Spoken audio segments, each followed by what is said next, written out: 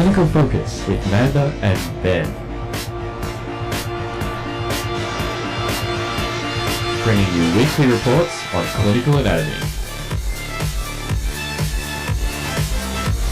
Alright, well welcome back to the show for week 6, I believe, Manda. I don't know why I'm so unsure, because I have been editing them and listening to them, so I should know where we're up to. But I think this week we're going to kind of follow on from the abdomen that we did last week, and we did the anterior abdominal wall and just had a look at a few things there. So we're going to continue with a little bit more viscera, or getting towards viscera today, but we're going to actually start with a joke. Now this is a bit of ad lib because Amanda has no idea, so that's kind of the idea, that hopefully he'll laugh and then it won't be so awkward. Cool. Okay, so there's an airplane full of people buzzing through the sky, and all of a sudden there's some turbulence, and one of the first class passengers stabs himself in the leg while cutting his porterhouse steak, and blood starts spraying everywhere into the air. So a level-headed stewardess quickly picks up the intercom and asks if there's a surgeon on board, and a guy a few seats over, in first class of course, stands up and approaches the man. He said, "I'm a surgeon," and starts prepping the man's leg for the procedure. The man is writhing in pain at this point, Manda. He's writhing in pain. So the surgeon stops for a moment and says to the stewardess, "I'm actually going to need an anesthesiologist." So the stewardess quickly picks up the intercom and says, "Is there an anesthesiologist on board?" A moment later, a breathless man rushes up and announces, "I'm an anesthesiologist. What can I do to help?" So the surgeon looks at him and says, "Can you adjust that light for me?" Nice one, Ben. Yeah, that took a little bit of preparation. It's not my own material. I did steal that. Fantastic. It's a good way to start our show today. Yeah, so we're going to start with peritoneal ligaments. So what have you got, Manda? Exactly. So last time we talked about the peritoneal cavity and the mesenteries, and now we're going to just expand on that a little bit, and we're going to talk about the peritoneal ligaments. So the most important ligaments in the abdomen are including the greater omentum, which arises from the dorsal mesogastrium, embryologically speaking. And this greater omentum prevents the spread of infection by adhering to and localizing areas of inflammation, which is quite important, especially if we are talking about appendicitis, for example. Now, the greater omentum has 3 main divisions. One of them is the gastrosplenic ligament, which contains the short gastric arteries and veins. The other part is the gastrocolic ligament, which contains the gastroomental or gastroepibloic vessels. And the last part is the splenorenal ligament, which contains the tail of pancreas and splenic vessels. And this is important to know.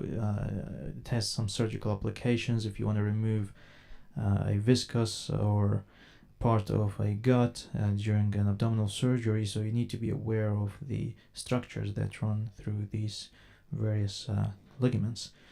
Now, we finished with the greater omentum. Let's talk about the lesser omentum, which is located, it's like the ventral mesentery of the stomach and the interior wall of the lesser peritoneal sac. So the lesser omentum actually runs between the lesser curvature of the stomach and the liver. And it has 2 parts. One part is called the hepatogastric ligament, and as the name suggests, the ligament runs between the liver and the lesser curvature of the stomach. And this part of the lesser omentum contains the right and left gastric vessels, which obviously run along the lesser curvature. The other part of the lesser omentum is the hepatoduodenal ligament, which runs between the liver and the first part of the duodenum. And this part of the lesser omentum contains the common bile duct, the proper hepatic artery, and the portal vein. And these 3 structures are located at the edge of the hepatoduodenal ligament, and collectively they are referred to as the portal triad. And it's very important to know these structures because they form the interior boundary of the epibloic foramen, another surgically important structure. So there might be two surgical kind of important things that I can think of at this point. There's a maneuver called Pringle's maneuver used in surgery where just the portal triad Manda was just talking about. If we want to do some sort of surgery on the liver and you want to slow the blood flow to that liver, it's a very simple maneuver that just involves compression of these three structures, and that will slow blood flow. There's one other thing I wanted to bring up though, is the greater omentum. When now Amanda did sort of mention it, but when there's some sort of inflammation or something that's going to compromise the gastrointestinal tract or the peritoneal cavity, the greater omentum can chemotactically move around the stomach and seal these organs off where the pathology is. But one of the important clinical applications of that is if the surgeon wants to remove a part of the intestine for some reason and wants to join the two sides, either side of that up to effectively remove that section of the intestine. It's not enormously important that it's a complete seal, because once again the chemotactic response of the greater omentum allows it to move and actually wrap around that and seal it off, and that actually will help with the healing process. So they're two quick applications I thought I'd mention quickly. Exactly. Yeah, and then actually some anatomists, they think that the greater omentum has a brain of its own, because it thinks, it sees an inflammation and then it moves towards it and then it seals that inflammation. Yeah, the idea of physiology is a little bit past them. Exactly. Now we mentioned the epibloic foramen, and because it has such huge surgical importance, so I'm just gonna briefly mention the boundaries of this foramen. So anteriorly, as we mentioned, we have the portal triad, and to be more specific, is actually the portal vein that forms the anterior boundary of this foramen. Now posteriorly, we have the inferior vena cava. So you can think of the anterior and posterior boundaries of the foramen as being formed by two great veins. So anteriorly you have the portal vein, and posteriorly you have the inferior vena cava, and then superiorly you have the lower surface of the liver, and that was superiorly, and inferiorly you have the first part of the duodenum. So these are just basic boundaries of this foramen. And again, one surgical application Ben mentioned is to sort of squeeze these two structures, the portal triad structures, and to prevent blood flow. It's either to the liver or to prevent bile from going through the bile duct. And another surgical application would be sometimes part of the small intestine herniates through the epibloic foramen, and this is called internal hernia. Internal because it happens inside the abdomen, and as part of the small intestine lodges through this foramen into the lesser sac, which is located behind the stomach, we need to release this surgically. So what surgeons usually do is either they deflate the herniated part of the small intestine, which is the most commonly used approach, and the other approach is to cut through the boundaries of the epibloic foramen. But again, if you look at the boundaries, all the four boundaries, the anterior, posterior, superior, and inferior borders of this foramen contain really vital structures. So it's if you want to cut through one of these boundaries, you will cause more harm than benefit. So the other approach is to actually deflate the herniated part and then pull out the small intestine. Anyway, moving quickly to the falciform ligament, which runs between the liver and the anterior abdominal wall. Now, the free edge of this ligament contains the ligamentum teres hepatis, or the round ligament of the liver.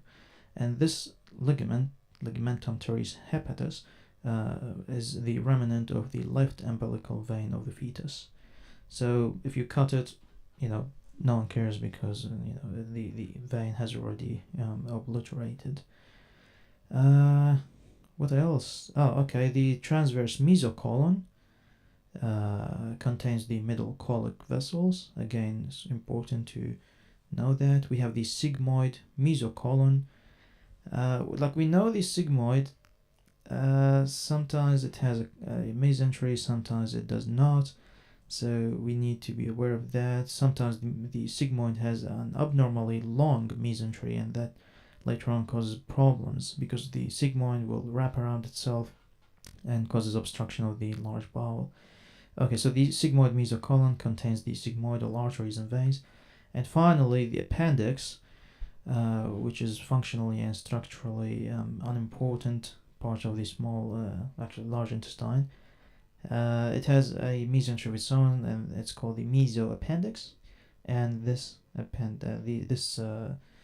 mesentery of the appendix transmits the appendicular artery and vein.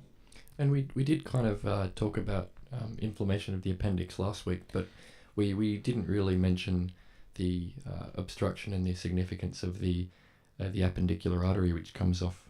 It's a terminal branch of the ileocolic artery, and one of the important things is because this artery runs through the free edge of the mesoappendix, and before it reaches the appendix, it kind of curves and lies flat along the edge of the appendix and then travels up the appendix, and it's effectively an end artery. So if we get some sort of inflammation of the appendix right at the tip of the appendix, we can obstruct this artery, and then we start seeing ischemia, and ischemia can lead to necrosis, and that can lead to far more significant problems than just a simple appendicitis case, which we would otherwise see. And that kind of leads us into the next topic that we're going to talk about, which is the arterial supply to the abdomen. And it's really quite simple. It comes from three very simple arteries that reflect the embryological origins of the different parts of the gut. And essentially, we've got a foregut, a midgut, and a hindgut as we travel through the gastrointestinal tract. And the two dividers there is we have one section at the one juncture, I should say, at the second part of the duodenum, marked by the major duodenal papilla, which is essentially 10 centimeters along from the start of the duodenum, and that marks the juncture of the foregut and the midgut. So that's where we have the foregut and the midgut essentially joining up. And then secondly, we have the juncture of the midgut and the hindgut, and that is 2/3 of the way along the transverse colon. So that's where we see that juncture coming into play. Now, the significance of this is each part of the gut, the foregut, midgut, and hindgut, are supplied by three basic arteries, and obviously there will be a little bit of anastomosis at the junctions. But the arteries are the celiac trunk, the superior mesenteric artery, and the inferior mesenteric artery, and these each give off branches, and they go in and kind of supply different areas. So very, very simply, we might go through some of the arteries. What do you think, Manda? Yep, definitely. Okay, so we might start with the celiac trunk. We've got three main branches coming off the celiac trunk. We've got the common hepatic artery, we've got the left gastric artery, and we've got the splenic artery. So we might start with the splenic because that's the easiest. It travels along just superior to the pancreas, and it gives off three kind of groups of arteries. We've got a lesser left gastromental, which travels along the greater curvature of the stomach, and that'll meet up with the right gastromental, which we will talk about in a moment. So we've got that's one of the branches, travels along the greater curvature of the stomach. We have short gastric arteries, so just as the splenic artery is traveling towards the spleen, it gives off a few short gastric arteries. And we've got the dorsal pancreatic arteries, so just a small group of arteries that supply the tail of the pancreas, essentially.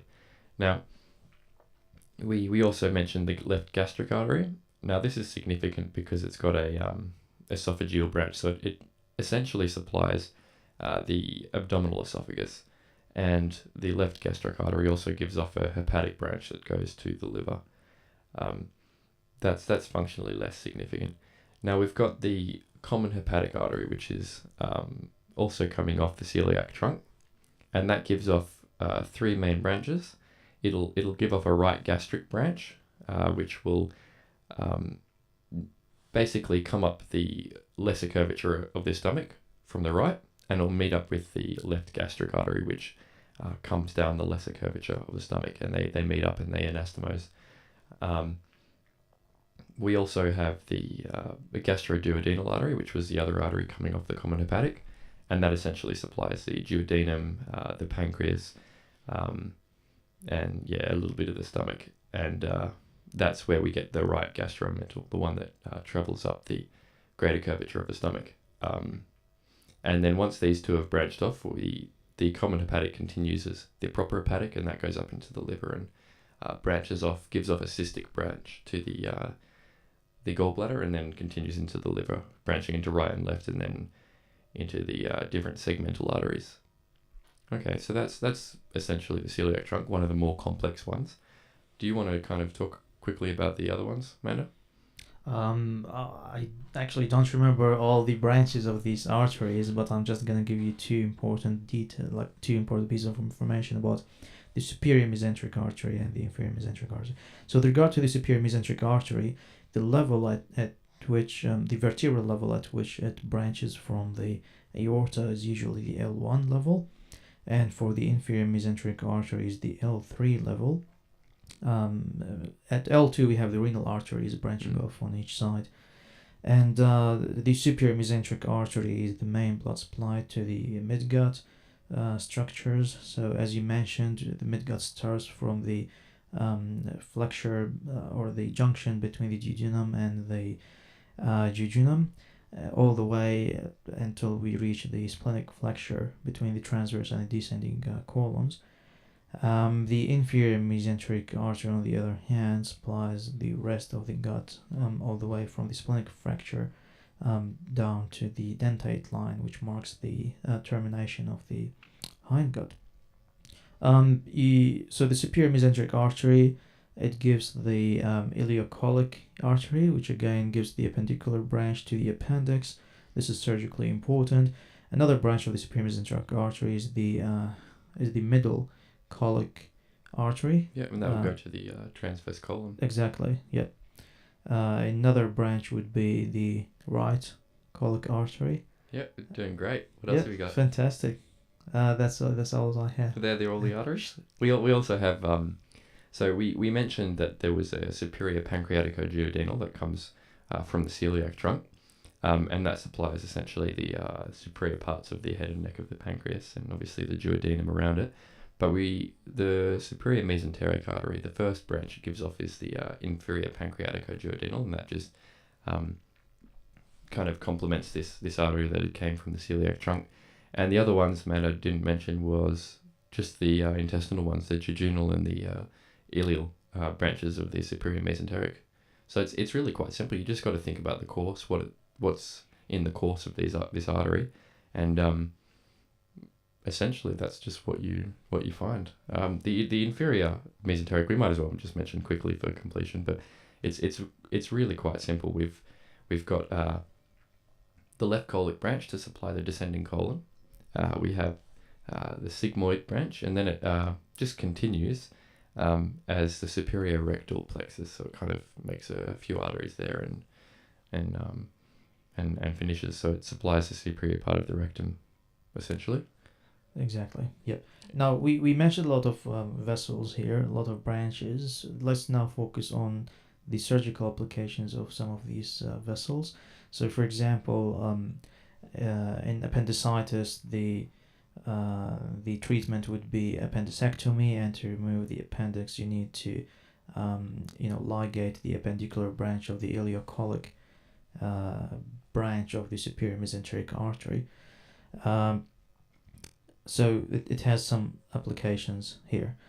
Now, if you have ulcers in the upper GI tract, so in the stomach or in the duodenum, which are caused by a lot of factors. One of them is like chronic NSAIDs intake, or Helicobacter pylori are implemented in some cases as well. Anything that will really cause compromise to either the protection the stomach has, which is a mucus layer essentially, or the bicarbonate ions, or something that's going to cause increased gastric acid secretion with nothing for it to act on, essentially, so no food. And NSAIDs, as you mentioned, is one of the significant ones, and Exactly. yeah, you don't want to be taking those chronically. It's 11 o'clock. Without a meal, essentially. That's right. Now you mentioned the splenic artery. Now the splenic artery, you also mentioned that it runs superior to the pancreas.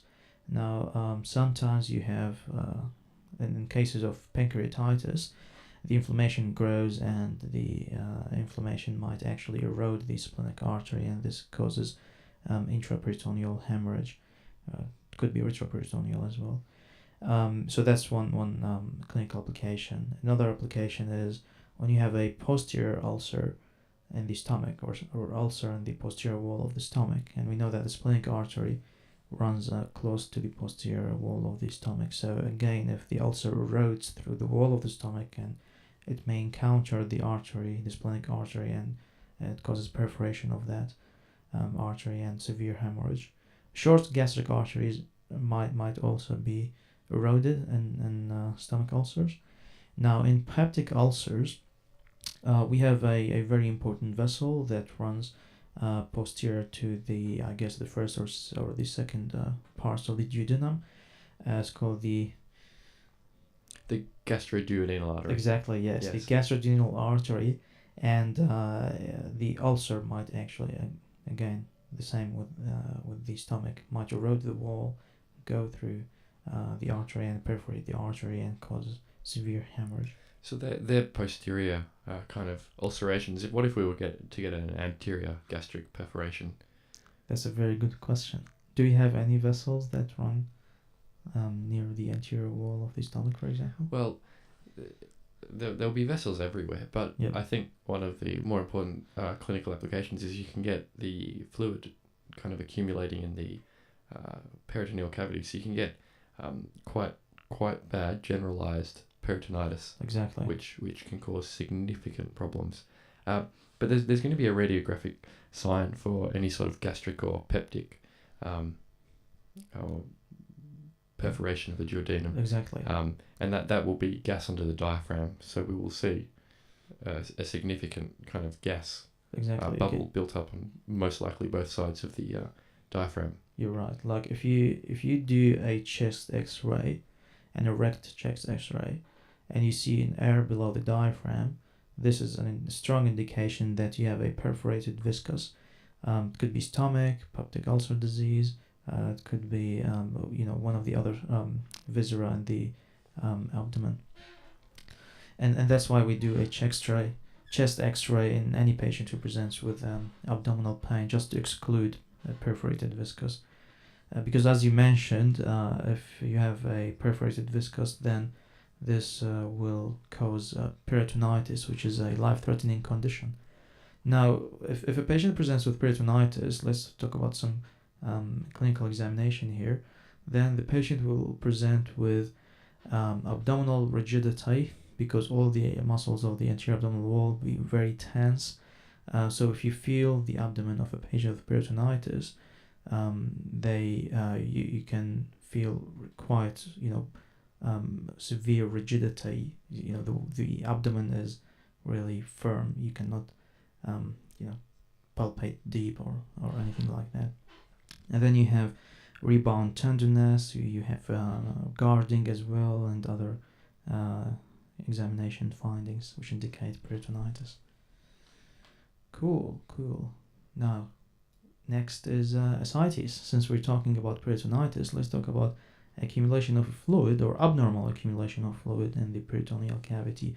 Again, normally you find a small amount of fluid in the peritoneal cavity just to facilitate the movement of the viscera, but abnormal accumulation of fluid in the peritoneal cavity is termed as ascites. And the causes of that are multiple, but the most important causes including liver failure, heart failure, and kidney failure. So liver failure, for example, liver cirrhosis; kidney failure, for example, and nephrotic syndrome, when we lose proteins in the urine; and heart failure, especially the right heart failure. So the right side of the heart, if it fails, this causes generalized edema and SITs. Good. Yeah, so I remember last week we kind of played one of the national anthems, or Oh yeah. so we believed to be a national anthem. Now we weren't even sure before we played it, because it's very hard to find this country's national anthem. And Exactly. I don't even know if they know, really, because nobody else seems to know what it is. That's right. We probably shouldn't say that. But the answer was, it was the Scottish national anthem, I believe. Yep. We could be wrong. It could just be a song they like. It might not necessarily be their national anthem. That's right. We just found it on YouTube, right? Yeah. But that's what we believe it is anyway. Exactly.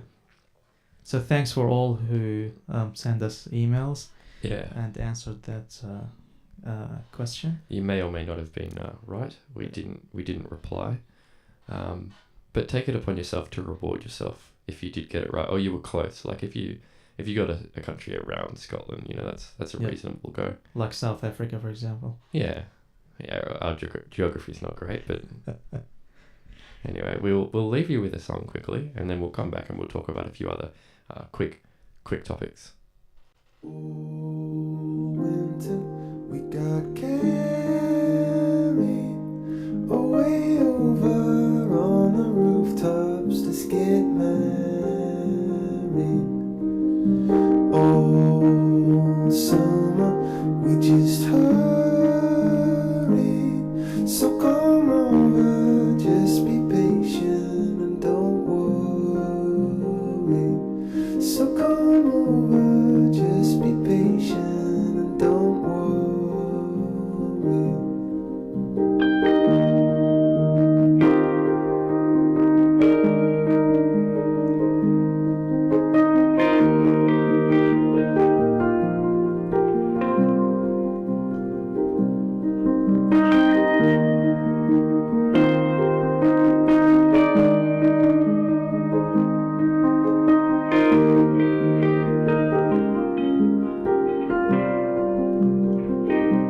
So come over, just be patient and don't worry.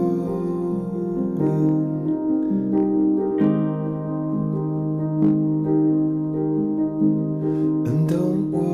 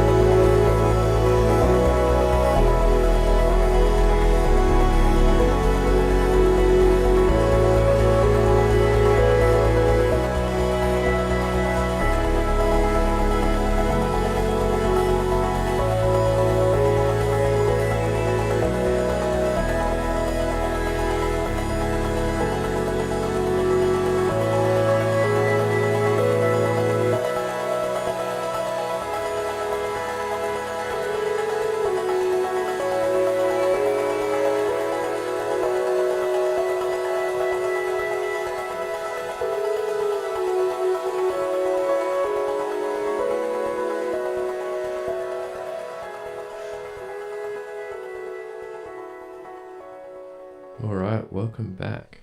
Now we're going to talk about some of the potential spaces in the peritoneal cavity. Fantastic. One of them is the subphrenic recess, which is a potential space between the liver and the inferior surface of the diaphragm. Another one is called the hepatorenal recess. Can I hear myself? Oh yeah, good. Yep. Now the hepatorenal recess, also known as Morrison's pouch, is the lowest point of the peritoneal cavity in a supine patient, and may be infected from subphrenic recess or a mental bursa. So it's quite important to know that the hepatorenal recess is the lowest point of the peritoneal cavity when the patient is supine, of course. So it's a place where blood fluid, pus accumulates. Another potential space is the paracolic gutters.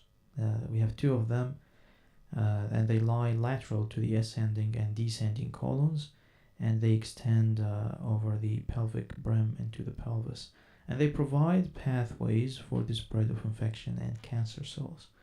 So it's important to be aware of these potential spaces. Okay, so the next part we're going to talk about is the ways of distinguishing the small intestine from the large intestine, and kind of put a little bit of significance of in differentiating them in operation. Now, one of the important things to note is that even though we call them the large or the small intestines, you can't really say that is absolute. I mean, if we're in an operation where we've got pathology of the small intestine, for some reason, the small intestine might actually be much larger than the large intestine, which kind of seems strange, but that's one of the problems you can face. So we'll start with just looking at, first of all, how we can differentiate between the jejunum and the ileum. And there's a series of things that are different. Only a few of them are things we can see in operation, but the first thing is that the jejunum is the first 2/5 of the small intestine, and then obviously the ileum will be the 3/5 after that. If you're looking kind of at the color, there's significant amounts of lymphoid tissue, much more than in the ileum than in the jejunum. Therefore, the ileum is a little bit whiter, and the jejunum is a little bit redder. And this is essentially because of the lymphoid follicles that collect throughout this part of the gut and form white patches. Now, the jejunum now this is a good operation sign to kind of feel is the jejunum essentially feels like it's got a double wall. It's like feeling a shirt inside a sleeve. It kind of moves on itself when you feel it, if that makes more sense to you. And that's one of the signs that surgeons will often use to distinguish if they're not sure. Now, the jejunum also has longer vasa recti. Now, vasa recti are essentially the arteries, and what happens is we've got the jejunal and the ileal arteries, and they essentially give off branches which form arcades, which are like little arcs that travel along the sides of the arteries, and these arcs give off a series of arteries as they travel through the intestine, and these are essentially the vasa recti, and the jejunal vasa recti are significantly longer than the ones of the ileum, and essentially because of this we get windows kind of in the mesentery. So if you were to pull the mesentery up and you were to look, it's got little windows that are kind of seen throughout, and they and there are kind of fewer of these than there are in the ileum. So the jejunum essentially has longer and fewer of the vasa recti, and the ileum has shorter ones, but they're much more frequent. Now that's a good way of distinguishing between the small intestine. But the way you can distinguish between the large intestine is the large intestine has taenia coli, which are 3 long strips of longitudinal muscle that travel along the large intestine, and that helps with peristalsis. But that's for another time. And also the the large colon gives off these mental appendices, which are essentially like little fatty buds that come off the large colon, which give it a kind of strange appearance, and that's a good way of distinguishing the large colon from the small intestine. Do you have anything else to add there, Madna? Not really. That was really extensive. Okay, now let's talk about the gastroesophageal junction, which marks the transition between the of course the esophagus and the stomach itself. Now, sometimes the acidic contents of the stomach, they reflects back to the esophagus. And this of course causes irritation of the esophageal mucosa, and it presents as a heartburn, which can mimic the substernal pain of myocardial infarction. But the difference is that usually the heartburn that is caused by gastroesophageal reflux disease, shortly referred to as GORD, the pain is usually lessened when the patient sits upright or takes antacids. Now, there are two hernial conditions that we need to talk about when we talk about the gastroesophageal junction. One of them predisposes to GORD and the other one does not. Now, the first one is called a sliding hiatal hernia. So in this hernia, the gastroesophageal junction actually herniates through the esophageal hiatus of the diaphragm with part of the stomach, and this condition predisposes to GORD. The other less common type of hiatal hernia is called the paraesophageal hiatal hernia, and the gastroesophageal reflex here, the gastroesophageal junction in this case remains in place, but the adjacent fundus herniates through the esophageal orifice of the diaphragm into the thorax. So the second part, the paraesophageal hiatal hernia, actually does not cause any reflex. From GORD, since we're still in the stomach area, let's talk about stomach cancer. Now, stomach cancer is a nasty cancer because what happens is that the patient experiences really non-specific signs and symptoms. For example, just early satiety or loss of appetite. Weight loss also happens, but the patient, if any patient experiences just early satiety and loss of appetite, they don't usually consult their physician. So and weight loss occurs later on when the stomach cancer is really advanced. However, due to our knowledge about anatomy, that's why we study anatomy, because it's very important clinically.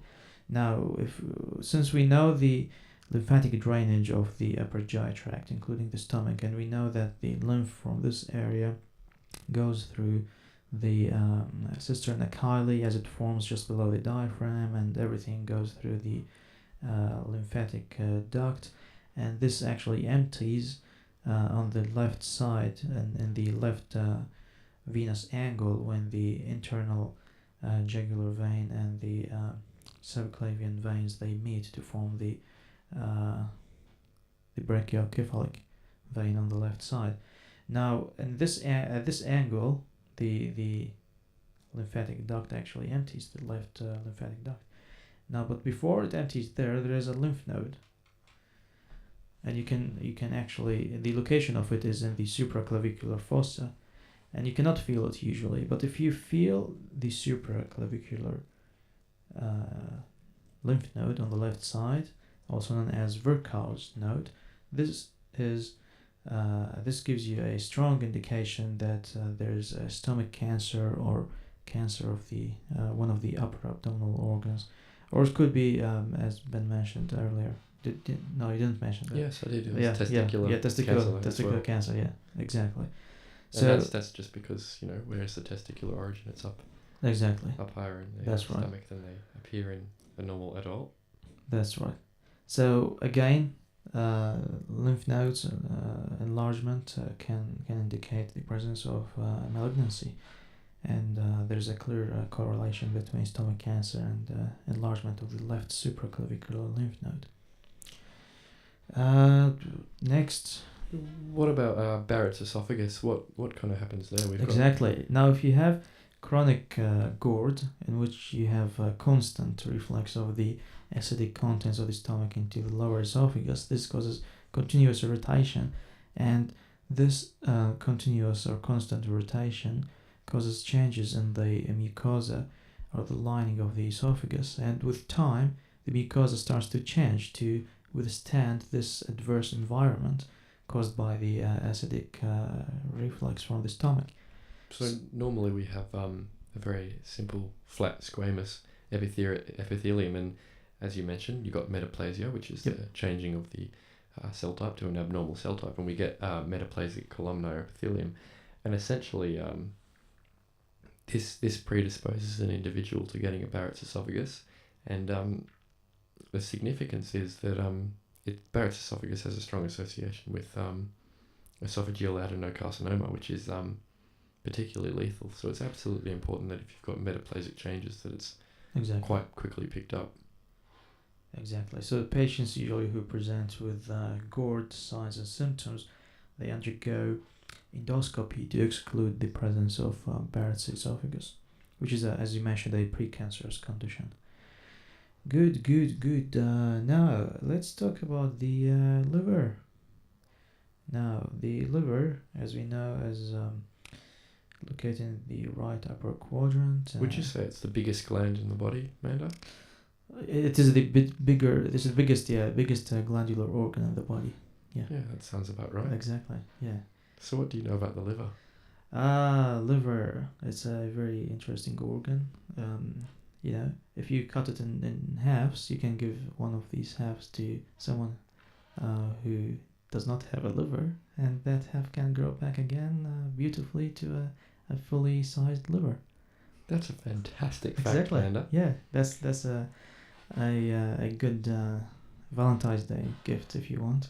Yeah, if your Valentine had cirrhosis or something, Exactly. then you might consider giving her part of your liver. Fantastic. Exactly. So why don't we talk about some interesting things about the liver? Because you can tell we're a little bit unprepared. We actually ran out of things to talk about. But anyway, we'll continue. Yeah. What about the blood supply to the liver? We've got an interesting blood supply here because we've got kind of a dual supply.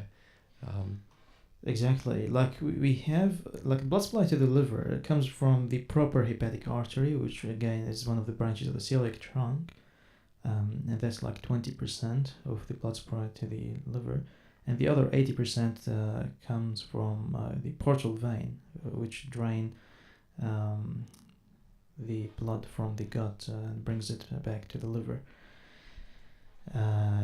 So yeah, we have like the right hepatic artery, which supplies the right lobe of the liver, and then we have the left hepatic artery, which supplies the left, the quadrate and the caudate lobes of the liver. Again, we talked about the portal vein, which is formed by the union of the superior mesenteric and splenic veins just posterior to the neck of the pancreas, and essentially blood from the gut.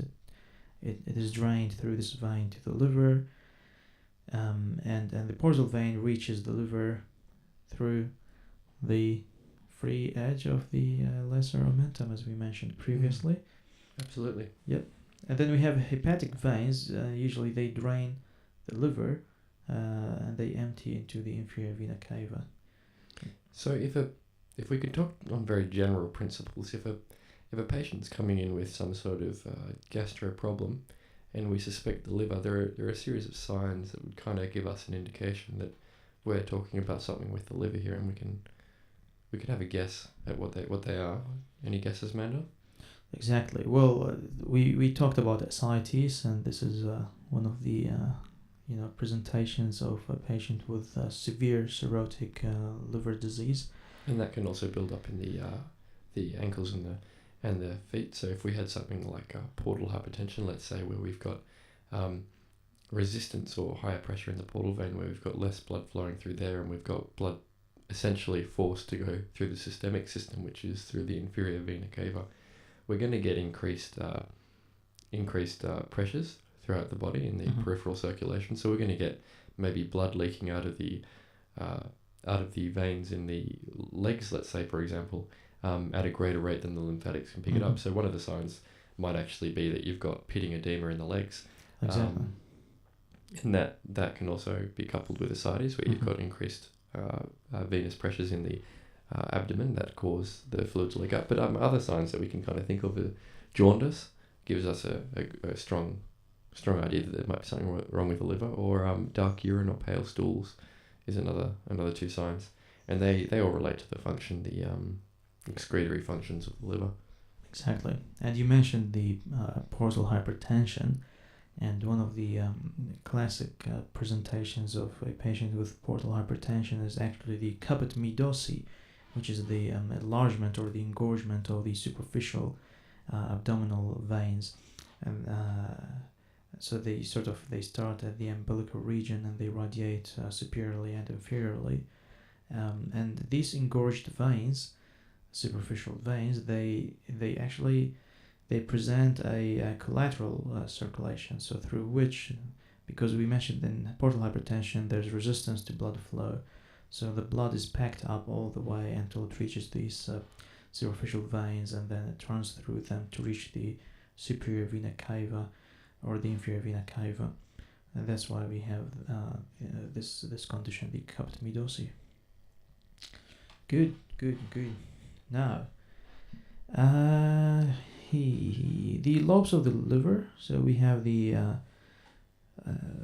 anatomical division and the functional division. So anatomically, we can divide the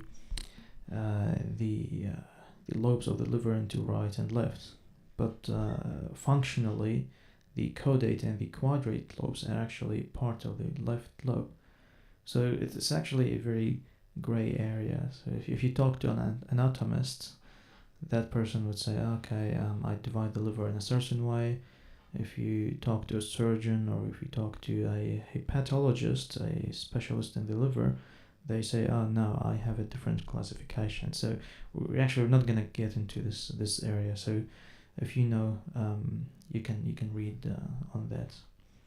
And that has a little bit of important significance when you're looking at the segmentation of the liver. Exactly. And its arteries, and essentially they're end arteries. So if we were to require removing part of the liver for if there's some sort of pathology, or let's say a primary liver cancer or something, we can remove essentially parts of the liver and leave other parts completely intact, because there is very limited blood anastomosis between the segments, and that comes down to, if you're talking about the quadrate or the caudate lobe, whether they're functionally part of the left or right. And in terms of function, they are essentially part of the left, even though an anatomist who is dividing the liver up into right and left would say that they are part of the right anatomical lobe. Exactly. Okay, now let's talk about the gallbladder, since it's closely related to the liver. Now the gallbladder is a pear-shaped sac on the visceral surface of the liver, and its main function is to store and to concentrate bile. People get confused. People think that the bile is produced in the gallbladder, but it's not. It's produced by hepatocytes in the liver, and it is stored and concentrated in the gallbladder. So if we guess, let's talk about the main pathology, and most people would have heard of this, which is gallstones. Yep. Now we have three kinds of stones that we can get, and most of the time they won't be radiographically evident. So they're not radiographically opaque, so we can't see them unless they are a certain type of stone, which we'll get to. So the three types of stones are the cholesterol stones, the pigment stones, and the mixed stones. So the cholesterol stones are essentially stones which are 80% cholesterol by weight, and they kind of have a light yellow or a dark green colour. The pigment stones, which are essentially stones which are made of bilirubin and calcium salts, and they will contain less than 20% calcium, less than 20% cholesterol. So pigment stones, they are significantly less common than cholesterol stones, which are the most common type. But because they contain bilirubin and calcium salts, you can actually see them on a radiograph, whereas the cholesterol stones, you generally cannot see them. And then finally, the final type is mixed stones, which is essentially any other composition of or combination of these two substances. Exactly. Now, since you mentioned like gallstones, and gallstones, they present usually as acute inflammation of the gallbladder, which is cholecystitis. The majority of cases of patients with gallstones, they remain asymptomatic. And if you accidentally find that a patient has gallstones, but the patient is asymptomatic, so you don't perform surgery on them, and you suggest that they use lifestyle modifications to reduce further complications. All right, so that kind of concludes what we wanted to talk about today. We'll be back next week with some interesting topics. You know, it's always a bit unpredictable on this show, so you never know which direction we're going to take. But we'll be back next week. Exactly. Well, thanks for listening, guys, and see you next week.